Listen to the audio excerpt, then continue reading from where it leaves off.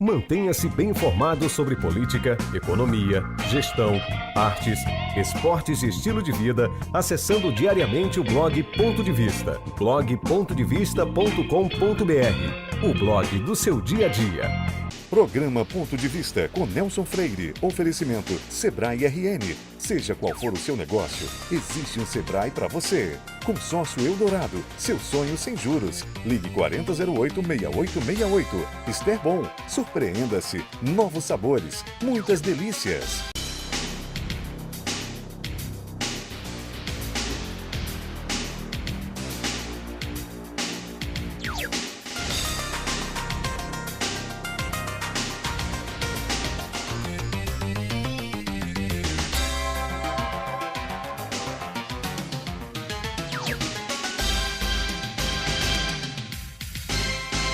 Governar não é uma tarefa fácil, todos nós sabemos disso. E atuar, mesmo como coadjuvante nessa importante e árdua missão, também não o é, principalmente quando se tem a noção exata dos muitos e graves problemas que o nosso Estado enfrenta. É o que acontece com o entrevistado de hoje do nosso Ponto de Vista com Nelson Freire, um jovem político que já dirigiu órgãos do governo e que teve uma exitosa experiência do Legislativo Potiguar, onde viu e sentiu de perto os reais anseios do nosso povo. Ao enfrentar os desafios para ser o candidato a vice-governador na chapa vitoriosa na última eleição, ele mostrou competência e habilidade. Por isso já é uma nova referência na política do Estado. Com satisfação, recebo hoje Fábio Dantas, o vice-governador do Rio Grande do Norte, um político competente e de muita visão de futuro. Meu caro amigo Fábio Dantas, antes de qualquer coisa, agradecer por você ter aceitado o convite de participar conosco desse programa, que certamente o nosso telespectador vai gostar imensamente de assistir. Agradeço a você. E eu começaria a nossa entrevista, Fábio, perguntando uma coisa que será importante para o nosso telespectador. Quando você resolveu entrar para a política no Rio Grande do Norte? Primeiro eu queria agradecer, eu é que agradeço o convite, doutor Nelson, de vir participar do programa e agradecer também aos telespectadores do Ponto de Vista que estão nos assistindo e dizer que a atividade política é uma atividade muito nobre entre todas as que nós temos, porque é da política que surgem todas as nossas ações públicas que nós temos, especialmente a economia, a mobilidade, a saúde, a educação, todas elas dependem muito da boa política. E a gente aprende a fazer política em casa, no nosso seio familiar. Então eu nasci em uma família do qual já tinha, na família da minha mãe, a família materna, a tradição política, que tinha vindo desde o seu pai, e a família do meu pai sempre foi uma família ligada ao empresariado que, por um acaso, entrou na política municipal na cidade de São José do Mipibu e, a partir daí, eu participei ativamente das ações políticas e passei a entrar, enveredar nessa vida pública, do qual eu acho que muitas pessoas têm um sonho na vida de construir algo. Eu tenho minha vontade de fazer bem aquilo que estou fazendo. E aí quero estar na política para fazer e ajudar a construir políticas públicas voltadas ao cidadão. Então eu entrei na política não só por uma necessidade de estar contribuindo com o projeto político que existia, mas também, a partir daí, com o voo próprio, com minhas próprias aspirações, meu trabalho, de estar lutando para fazer do Rio Grande do Norte um lugar melhor de se viver. Você se referiu à família materna da sua mãe, que, salvo engano, parece-me que fazia política na região oeste, e do seu pai. Seu pai, inclusive, foi meu colega. Foi antecessor seu na Assembleia Legislativa e hoje é prefeito de São José de Mipibu. De todos eles, quais aqueles ou qual aquele que mais lhe influenciou e tem influenciado nas atividades, nas atitudes políticas hoje em dia? Foram distintas, né? A família materna foi a minha infância, que eu ia à cidade de Alexandria e meu avô era um prefeito, uma pessoa muito rigorosa no trato da coisa pública, já tinha sido deputado estadual, já tinha tido filho de deputado estadual. Havia uma distinção, uma admiração muito grande pela forma de gestão. Meu avô, naquela época, ele tinha a Hora do Município, que funcionava todo dia às 7 horas da noite, prestando contas à população do que fazia a administração, coisa que a transparência veio trazer ao país há pouco tempo. Isso ele já fazia na década de 70, na década de 80. E ele tinha lá não só a prestação de contas à sociedade dos recursos públicos, mas ele tinha na rádio, transmitido diariamente. A rádio não era uma rádio que hoje a gente tem, eram rádios colocadas na cidade, eram microfones em toda a cidade, e ele prestava conta não só da parte financeira do município, mas também de quem ia na prefeitura, quem era atendido, o que era feito, o carro que vinha para Natal, que trazia o doente, que naquele tempo era uma realidade muito distante. Já com a família paterna, que é o meu pai que enveredou na política sem ser de uma tradição política, é totalmente diferente, porque ele trouxe para a política o trabalho empresarial, a vontade de fazer, a dinâmica que a parte política não tem, que o poder público não tem, a lentidão de quebrar a lentidão do que é feito hoje com a coisa pública para tentar fazer melhor. E aí foram duas fases distintas. E aí foi onde eu tive que entrar para ajudar na administração, também naquela parte burocrática. E a partir daí eu construí uma forma de fazer política com a palavra, e a palavra empenhada para mim é muito mais forte do que qualquer outra coisa. E com base no planejamento. Eu não acredito que nada que a gente possa fazer não seja planejando. Não vamos fazer nada com a política se nós não planejarmos. Se a gente viver sempre do improviso, nós vamos ser fadados ao fracasso. Você começou também como gestor público. Acredito que também lá no seu próprio município e depois aqui no estado. Qual foi a sua experiência? Como é que foi sua experiência nessa área de gestão? É distinta, né? O elefante, que é o Rio Grande do Norte, ele é diferente de tudo.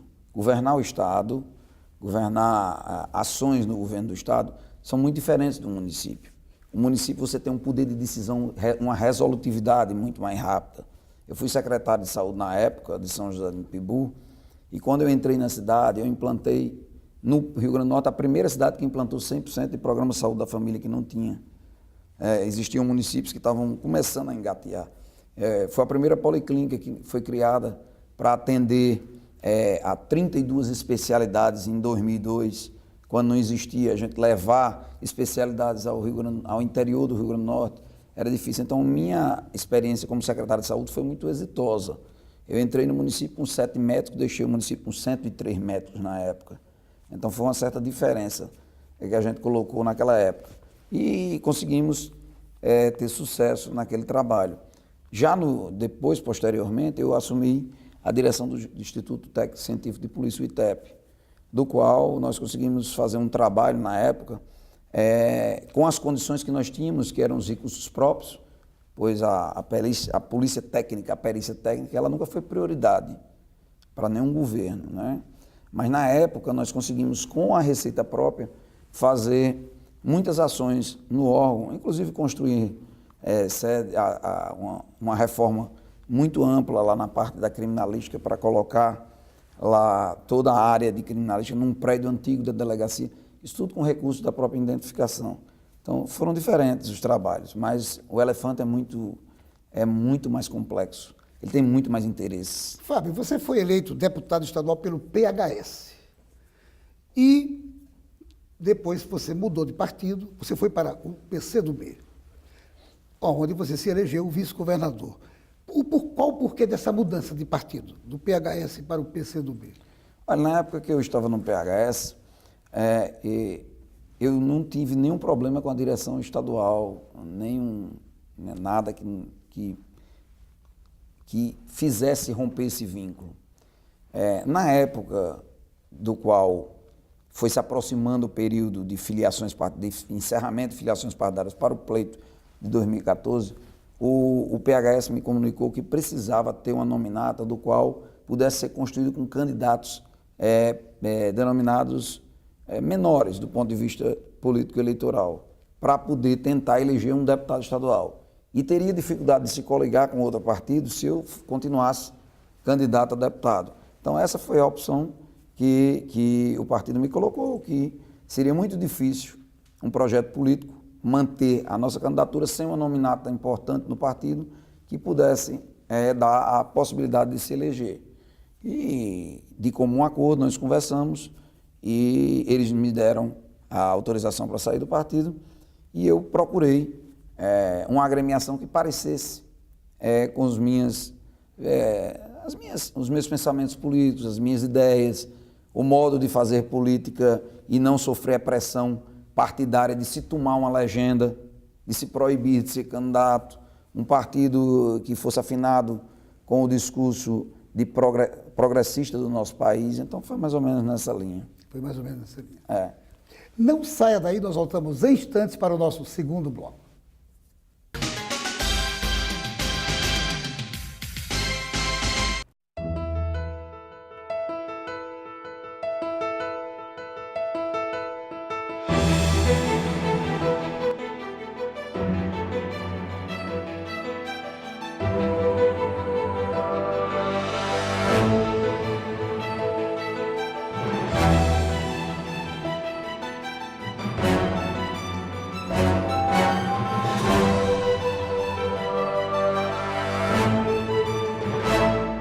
Seu papel é estudar, o nosso é tornar possível seus estudos. Seu papel é dirigir com responsabilidade, o nosso é tornar possível o seu carro. Seu papel é decidir viver junto para sempre, o nosso é tornar possível o futuro de vocês dois. Seu papel é amar seus filhos, o nosso é tornar possível o lar da sua família. Consórcio Eldorado, há 30 anos, o nosso papel é tornar possível. Mantenha-se bem informado sobre política, economia, gestão, artes, esportes e estilo de vida, acessando diariamente o blog Ponto de Vista, blog.devista.com.br, o blog do seu dia a dia. Sorvete é tudo de bom, mas sorvete Ester Bom é ainda melhor. Por isso construímos uma das fábricas mais modernas do Brasil, porque a Ester Bom se preocupa com cada detalhe para garantir qualidade para você.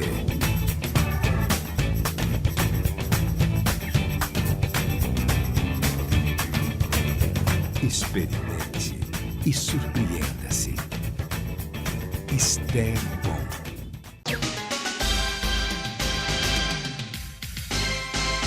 O presidente do Sistema Fé Comércio do Rio Grande do Norte, Marcelo Fernandes de Queiroz, está inaugurando esta semana o serviço da unidade móvel Sesc Saúde e Mulher, no bairro de Ponta Negra, na zona sul de Natal. Mais uma importante atividade social da nossa Fé Comércio. E nós voltamos à nossa entrevista com o vice-governador Fábio Dantas. Fábio, como nasceu sua candidatura para vice-governador? Ela foi fruto da construção da coligação, que inicialmente continha o PT, o PSD do governador Robson, e depois, posteriormente, com a entrada do PCdoB e outros partidos que fizeram frente a esse partido, eu fui convidado pelo governador a representar junto com ele a chapa, e o partido se reuniu, deliberou e aceitou a nossa candidatura. Eu, desde o início, desde o primeiro momento em que se cogitou o meu nome, eu disse ao governador que colocaria meu nome à disposição, mas se durante o período até a convenção houvesse necessidade de agregar um nome com maior densidade eleitoral, não teria problema nenhum. E até então nós trabalhamos nesse sentido para fortalecer a chapa, porque minha intenção era somar o projeto político de vencer as eleições. Então eu não tinha um projeto individual de ser candidato a vice-governador. E no final convergiu para que nós fechássemos a chapa, realmente fosse candidato a vice-governador de Robson. Mas no início foi uma forma de neutralizar, de não chegar no dia da convenção sem ter um vice. Então a gente colocou meu nome e esperamos ver se havia um candidato que pudesse agregar mais forças. Seu nome deu certo, certamente. E aí foi tentado também Gesane Marinho, na época, o deputado Antônio Jaco, mas aí não foi possível e terminou por perdurar o meu nome. Fábio, no seu ponto de vista, qual foi o grande responsável pela vitória sua e de Robson Faria, numa eleição que todos consideravam já quase definida o outro candidato. Na sua avaliação, o que é que... Olha, eu sempre quando eu aceitei o desafio de ser candidato a vice, eu sempre achei que nós iríamos vencer as eleições. Em alguns momentos da campanha, pela dificuldade e a diferença de estrutura de poder, eu achei que poderia demorar esse sentimento a aflorar das urnas. Mas esse sentimento é um sentimento que eu vi também em 2002, naquela eleição da professora Vilma, do qual a gente também sentia nas ruas isso aí. Eu sempre fiz campanha pré-eleitoral, de andar, de visitar as cidades. E o discurso que eu ouvia antes era o mesmo discurso da campanha. Eu, em nenhum momento, eu achei que nós pudéssemos perder a eleição, porque o sentimento de mudança era muito forte no Rio Grande do Norte. E até o nosso adversário colaborou com esse sentimento de mudança quando ele usou na sua propaganda a propaganda de mudar. Então isso também colaborou para que o sentimento aflorasse. Um momento iria aflorar, e nesse momento foi no final do período eleitoral. O PT foi fundamental também para essa vitória? O PT foi fundamental, mas também nós também, toda a coligação foi fundamental para produzir o resultado que foi a vitória, o projeto exitoso da senadora Fátima Bezerra. Porque quando começamos a campanha, ela tinha uma diferença da candidata Vilma. E quando nós fomos ao interior do Rio Grande do Norte, com a Caravana da Liberdade, que eu considero o principal instrumento de colocar a campanha na rua e que nos deu a vitória, que nos deu um grande passo para a vitória, não digo nem a vitória, mas um grande passo, foi a Caravana da Liberdade, que nós conhecemos o Rio Grande do Norte. Em 9 dias andamos quase 100 cidades, vendo os problemas de cada região, fazendo dentro das viagens um making off para mostrar depois no programa eleitoral o que era a realidade do nosso estado. E eu acho que foi uma conjunção de forças que deram a vitória, gente. E, logicamente, a força política mostrada nas urnas da presidente da Dilma do Rio Grande do Norte, foi mais de 60% dos votos do estado. Como você viu a recente eleição para presidente da Assembleia Legislativa? Olha, eu sempre achei que a eleição da Assembleia seria uma eleição de consenso. Como foi? Né? O nome que fosse mais forte chegaria no final e congregaria as forças para vencer. Eu acho que foi assim que foi feito. No final, o deputado Ezequiel somava uma densidade eleitoral superior às outras candidaturas postas e foi aí que terminou obtendo êxito na sua vitória. Quais são os grandes projetos planejados para a atual gestão? Olha, a base política eleitoral do programa eleitoral do governador Robson foi a questão do ser humano, de levar a vida em primeiro lugar. Então nós não podemos resgatar e atrair investimentos para o Estado se nós não tivermos uma segurança que demonstre ao empresário que aqui é um lugar seguro de se investir. Já começa com a segurança pública.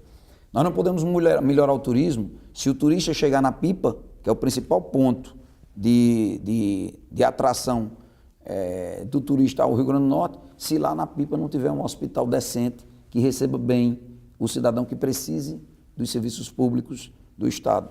Nós não podemos ter um turismo mais forte, que é a indústria mais rápida que nós podemos atrair investimentos, por ser uma indústria que não tem chaminé, mas é a indústria do turismo aquela mais importante. Inclusive, o governador Robson, nos últimos dias, fez a assinatura da redução do imposto da questão do querosene do avião, que por si só não vai atrair mais voos, para o Rio Grande do Norte, mas vai colaborar, porque a atração de voos, ela é o que o Estado pode oferecer ao cidadão que quer conhecer o Estado. E na atividade que eu considero particularmente a mais importante para a nossa economia. Mas não saia daí, nós voltamos em instantes para o nosso terceiro bloco.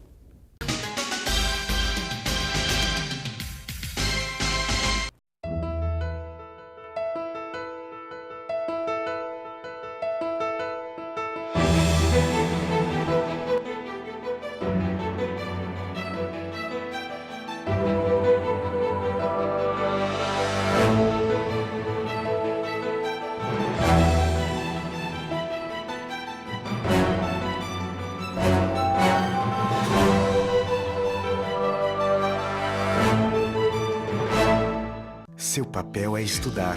O nosso é tornar possível seus estudos. Seu papel é dirigir com responsabilidade.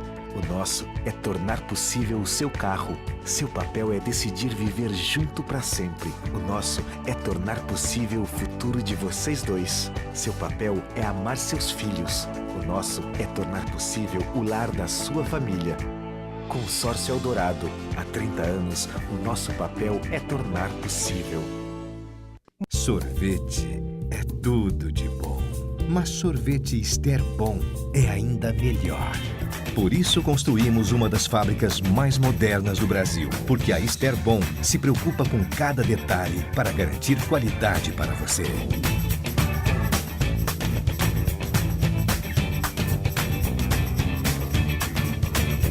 Experimente e surpreenda-se. Ester Bom. Cuide do seu bichinho com carinho. Para isso, você pode contar sempre com o Amigo Bicho. O Amigo Bicho tem hospital veterinário 24 horas e atendimento médico com profissionais qualificados e em várias especialidades para cuidar do seu bichinho com excelência. Conte também com serviços de pet shop e venda de filhotes de excelentes linhagens, além do serviço de hotel para cuidarmos do seu animal de estimação com toda a dedicação. São 3 unidades para deixar seu bichinho em boas mãos. Amigo Bicho, excelência em cuidar com carinho. A vida é bela e os bons momentos você pode aproveitar. Com tranquilidade e segurança, com a Promater você pode contar. Para as coisas boas da vida, sempre haverá um lugar. A Promater está ao seu lado, com a Promater você pode contar. Hospital Promater, um hospital completo. Carinho e respeito pela vida.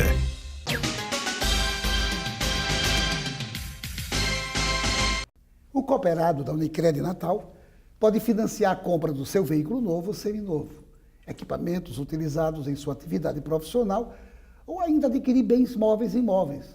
Pode financiar a construção ou reforma da sua obra e até viabilizar viagens profissionais ou de férias.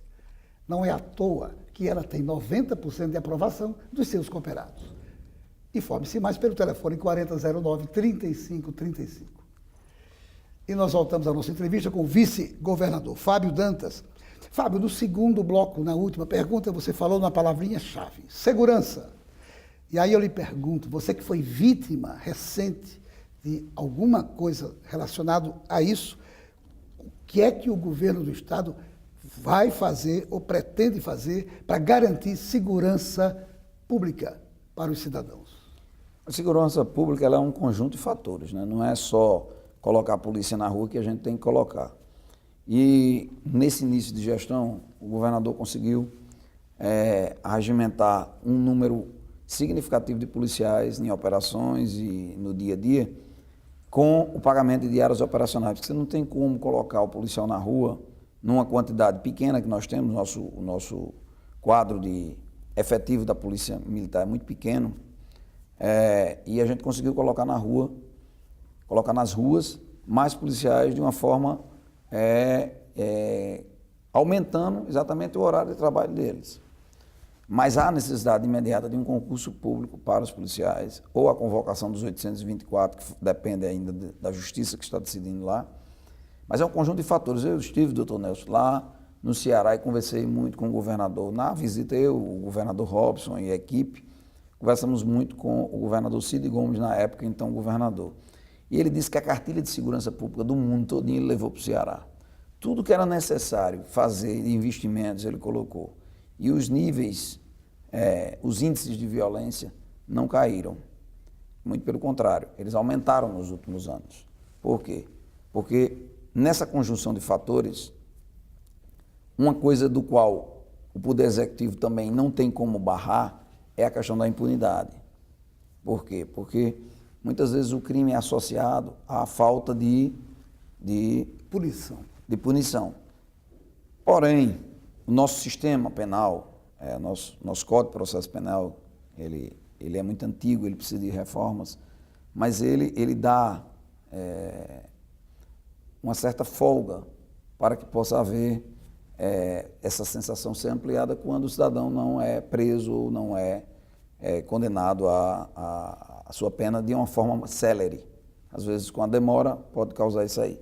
Mas também não é só isso, são muitos fatores. É a questão social, a vida do nosso país. Nós somos um país em guerra civil que mata mais do que uma guerra do Oriente Médio, do que a guerra do Vietnã, enfim. É uma necessidade imperiosa de se dar ao cidadão a sensação de segurança. E você só dá a sensação de segurança ao cidadão com polícia na rua. Então a gente precisa também, nesse passo o Estado tem investido na questão da inteligência, a priorização nesse governo de ações permanentes de incremento da polícia técnica, da inteligência da polícia militar e civil, na questão de melhorar o efetivo, de dar mais dinâmica, de construir unidades que são centrais de polícia 24 horas. Então, são ações que tem dentro do plano de governo e que nós estamos implementando, mas que precisam ser mais céleres, mais rápidas. Completando o tripé das aspirações populares, ao lado da segurança, consta educação e saúde. Rapidinho, o que é que o governo planeja nessas duas áreas? Olha, na educação, o Plano Nacional da Educação, se for implementado, que é a nossa luta para implementar o Plano Nacional da Educação, nós vamos ter o avanço necessário e contínuo que a educação tem tido. E que foi uma área que tem tido avanços nesses últimos anos. A saúde, de todas elas, talvez seja a que precisa e que requer uma atenção bem maior. Por quê? Porque a saúde, ela precisa de uma pactuação entre todos os entes da federação, municípios, estados e União, cada um dentro da sua competência, fazendo uma união maior, porque não adianta hoje dizer, não, esse paciente é do município, não, esse paciente é do estado, não, esse paciente é da União. Nós precisamos tornar o paciente do Sistema Único de Saúde, que é o SUS, servindo de forma única a todos. Não adianta cobrar só dos municípios, mas também o Estado ser parceiro nessa união. Você falou do turismo do bloco anterior e falou também do QAV. Uma pergunta bem rapidinha. Como resolver as questões do novo aeroporto?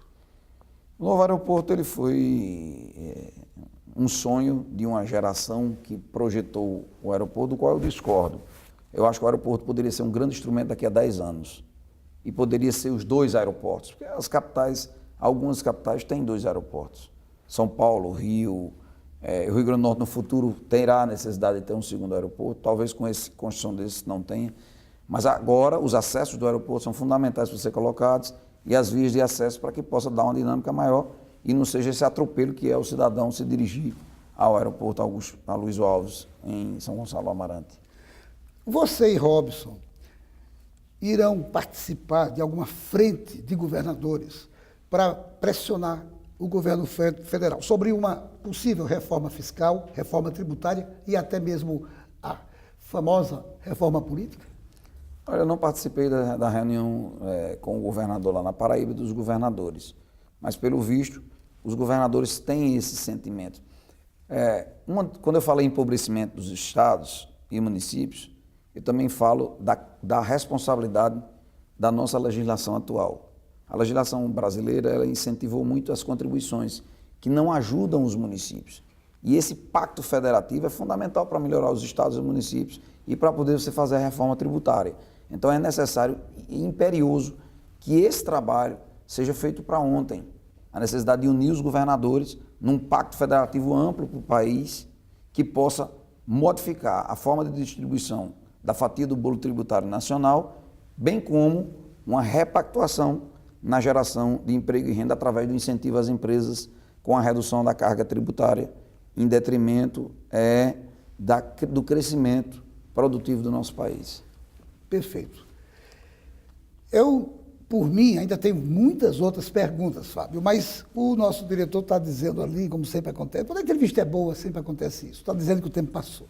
Infelizmente, vamos ter que encerrar, mas eu quero agradecer a você novamente, porque essa nossa entrevista foi muito esclarecedora e o nosso telespectador gostou muito de assistir. Agradeço a você mais uma vez e dizer que o nosso programa Ponto de Vista estará sempre à sua disposição também, quando alguma coisa importante tiver que ser dita para o nosso povo. Muito obrigado, mais uma vez. Muito obrigado, doutor Nelson. E a você, meu amigo, minha amiga telespectador, telespectadora, muito obrigado pela sua audiência. E a certeza que no próximo programa Ponto de Vista traremos aqui um outro assunto do seu interesse. Programa Ponto de Vista com Nelson Freire. Oferecimento Sebrae RN. Seja qual for o seu negócio, existe um Sebrae para você. Consórcio Eldorado, seu sonho sem juros. Ligue 4008-6868. Esterbom, surpreenda-se. Novos sabores, muitas delícias. Mantenha-se bem informado sobre política, economia, gestão, artes, esportes e estilo de vida, acessando diariamente o blog Ponto de Vista, blog.pontovista.com.br, o blog do seu dia a dia.